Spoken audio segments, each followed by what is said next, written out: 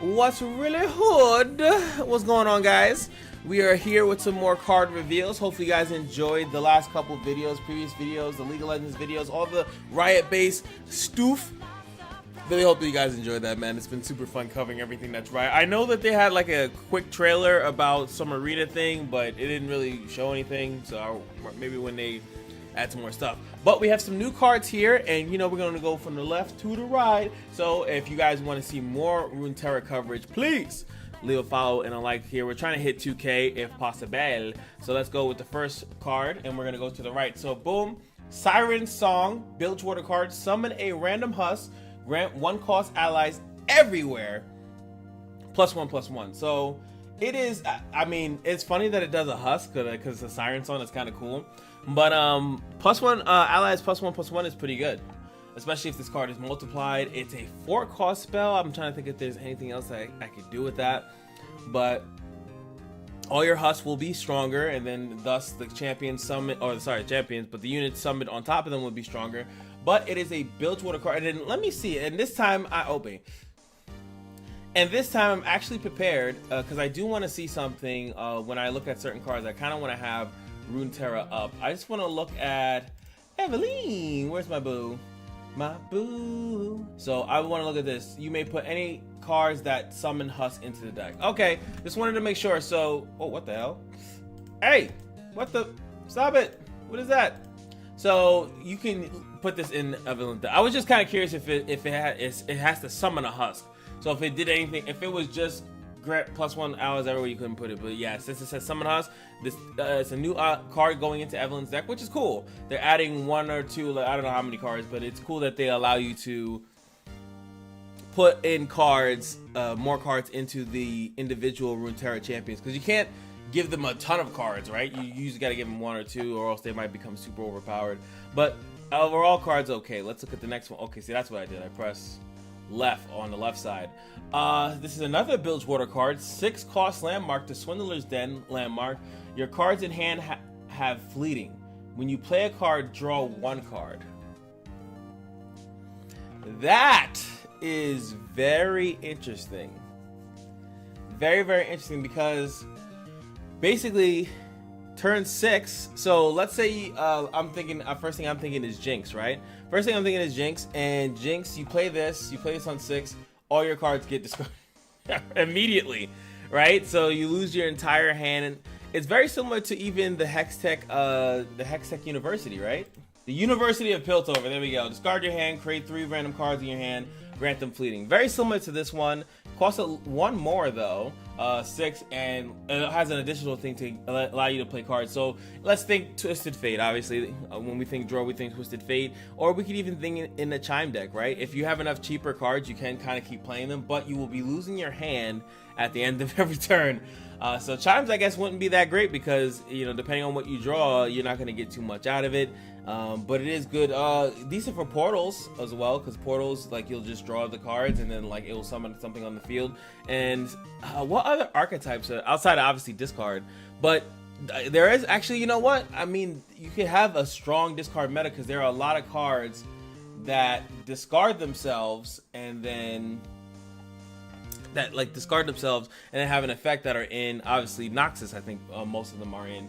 So that's interesting. But what happens? Do they keep discarding themselves? I'm assuming not. Like, what I'm trying to say is, for example, Noxus is. Wow, that's not how you spell that. Jesus Lord.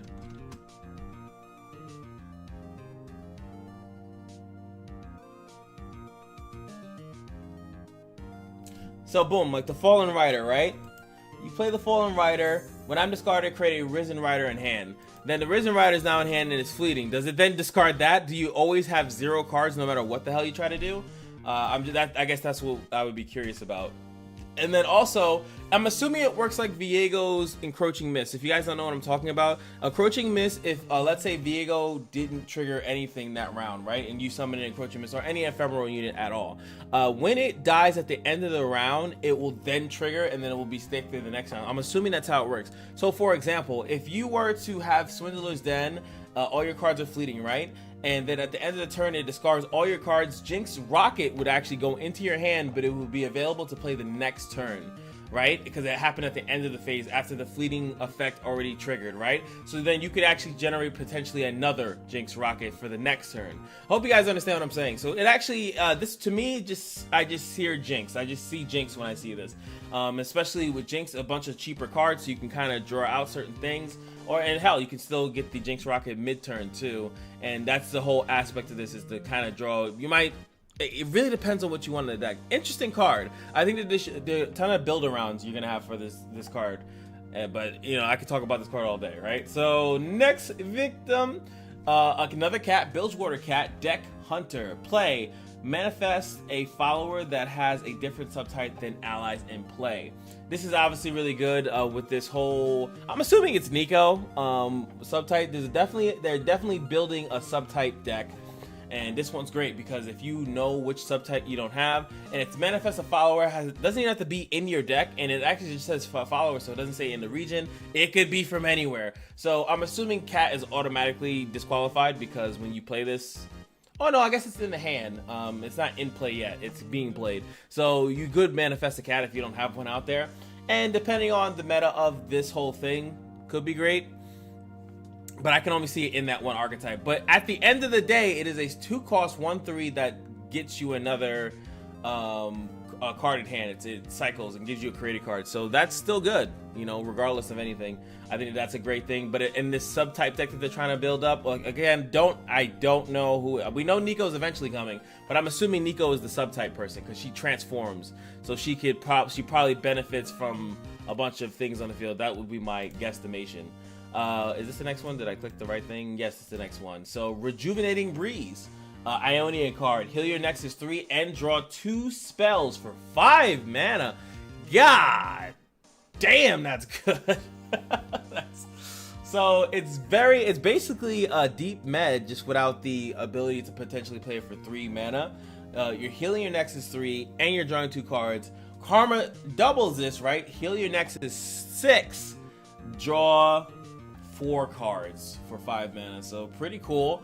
Obviously just good. It says draw 2 spells. Now I'm gonna do, once I actually go back to doing gameplay, I don't know when the next time I'll do a gameplay Runeterra video, but when I do, I want to use my friend's deck. It's really good. It's a really tight Karma base-esque deck, and it's really cool because it's about targeting certain stuff. I've made decks like that before with like Go Hard, but it would be something similar to this, like drawing specific spells. Obviously, Hexite Crystal you can do. You could put other things. Go Hard is another one. You put certain cards in your deck, so when you play this card, it's giving you something specific that you want. It could just be this and specific spells. You play Rejuvenating Breeze and specific spells, and you just run the town, right? So that's pretty cool. Next up, All-Seeing Oracle. Play. Pick one of 3 fast or slow spells in the enemy's hand or deck. Create a Carvings of Divination for it. What? So 1 of 3 fast or slow spells that they have in their deck. So I feel like fast is probably the best to pick. I feel like I don't know how many people run that many slow, but there's always a fast. I'm assuming you have to pick between 3, or maybe 3 options show up regardless if it's fast or slow. I'm assuming, you know what, that's probably how it works. And then you pick that spell. And then the next thing is the Carvings of Divination is to stop the chosen spell. So I don't know if the opponent can see that. I'm assuming not, because then it would kind of ruin the whole aspect. But like if you play that, because it says in the enemy's hand or deck. Obviously you would prefer the hand, because then, you know, let's say it's Get Excited, because we were just talking about Jinx. It's Get Excited, right? So you're like, boom, I'm going to counter Get Excited, right? So it's a 1-cost fast spell, and then now you can counter it, which is funny because if both people are playing All-Seeing Oracle, right? You create one for his spell, and then you create one for his Carvings of Divination that counters your spell. That could be funny. But overall, I think it's a decent card. I don't know how often. It depends on the meta. If there's too many burst speed spells versus fast and slow, then you're just kind of playing a 4/4/3. Which is 1 more mana for, like, you know, basically like a deny for a specific card that you probably don't like. So I think it's decent. I think you can jam it into a bunch of decks if you want to, but probably not like a 2 or 3 of, maybe just a 1-off. If you draw it kind of thing. Next up, Spider, 8 cost Spider, 5/8. When I'm summoned, summon 2 necrotic nestlings. Okay, when another ally dies, drain 1 from the enemy nexus. So we have a Nevergate Collector. So we have another one. This is a little bit later in the game, right? And I guess it depends on what the necrotic nestlings are. So let's see. These are the necrotic nestlings. They're not even spiders. I guess they have not matured yet. But yes, they are necrotic nestlings, and they are 2 cost, 2/2 fearsomes units. And I guess when they die, you drain 1. And I mean, I guess, is this just like a rotation thing? Because Eternal basically already has, I think, Neverglade and Prankster. So 8 costs, and it summons 2 units at the same time. It seems like a decent card, but I don't see that you really bank on it. Yeah, maybe you maybe condense it or something, or sometimes I do forget, like, a card like this is something that can come out of a portal, level 2 Nora portal. So maybe it's like, okay, that I don't think you main deck it though. It seems like such a waste in a Shadow Oz deck with all the other consistent things that they have going on. To just slam this in there just seems kind of weird. Let's see what else we got going on. We have another Spider, 2 cost, 3/1, Tufted Web Spinner, and this is like on their Twitter page, and it's a fearsome. If an ally has a different subtype than me, give an enemy -2 this round. That's kind of doo-doo, but I could see how you use it. So it's crazy. It's actually cool because yes, it's a spider. Yes, it is a you can think about a spider deck or whatever like that. But at the same time, you can look at this as whatever this super multi subtype thing that's going on. It also fits in that deck and allows your fearsomes to go through. So I guess just a really weird card. Outside of that, I think you don't run this even in a spider deck. It seems cool, but that other card that makes -1 on all of them is stronger. Maybe it's rotated or something like that, but decent card, whatever. Next up is going to be Shadow Owl's Equipment, 1 cost, Sacred Shears, gives absolutely no stats. Attack, when another ally gains power from Hallowed, so does my bearer. So this is basically giving any unit that you want the loveliness that is the Gwen passive, where she gets the Hallowed buff when she attacks. So if you have the card that's fully on the left, all the way on the left, that's going to get the bonus, Gwen gets the bonus, and then whoever has the Sacred Shears also gets the bonus. So that's pretty cool. I think that's really relatively unique, and it allows you to personally give someone the Gwen buff, one if she keeps getting killed off, or maybe you want to smack this onto an Overwhelm unit, so maybe it's more reliable to just go Overwhelm with Shadow Owls. I think a lot of people are going that, and since it's a Shadow Owls card, you can just run a bunch of the Halo stuff and then run another region that just has Overwhelms, and like, what is it, like they were using like Sivir, Ruin Runner, stuff like that. Like, there's so many options of what you could put that, and it's just gonna get that. It's 1 cost, so it's super low committal. Which is so weird that I feel like it should cost a little bit more, because the amount of power you can get from it. Yes, the unit has to attack, but Jesus, the amount of power you can get from this in a hollow deck is insane. So love this card. And that's it. And look, another subtype card. So the subtype cards, I think, okay, the subtype cards, it seems like they're mostly relatively cheap.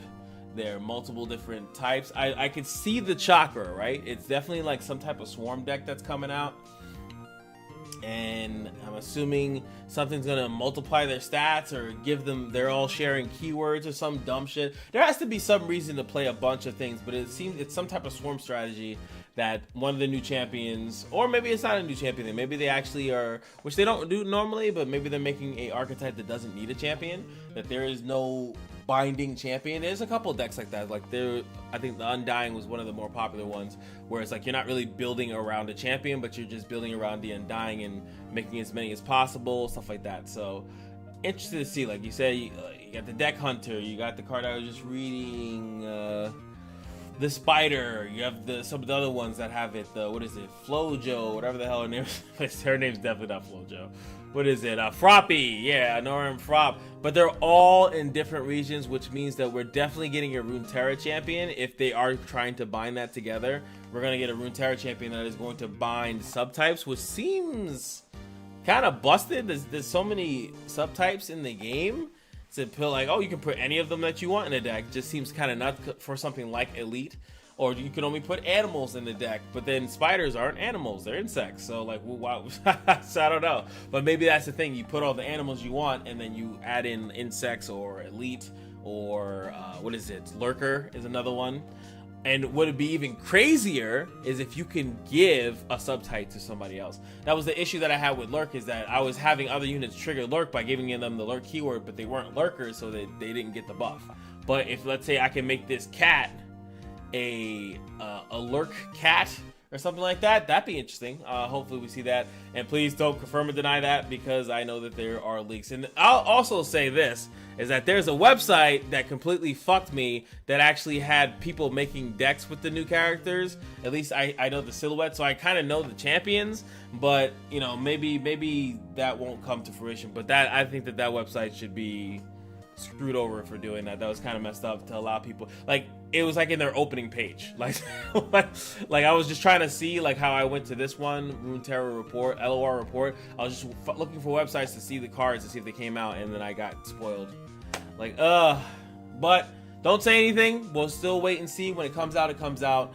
And yeah. And also, by the way, let me also say this, is that I thought that today would be a support day for a champion coming out tomorrow. So are we getting the subtype character tomorrow? Because they released more of that, and everything else just seems kind of random, you know, just random assorted cards. Or maybe today was another variety day, and then tomorrow is support, and then leading up into the champion. I have no idea. Hopefully you guys enjoyed the video, and I'll see you guys in the next one. Peace.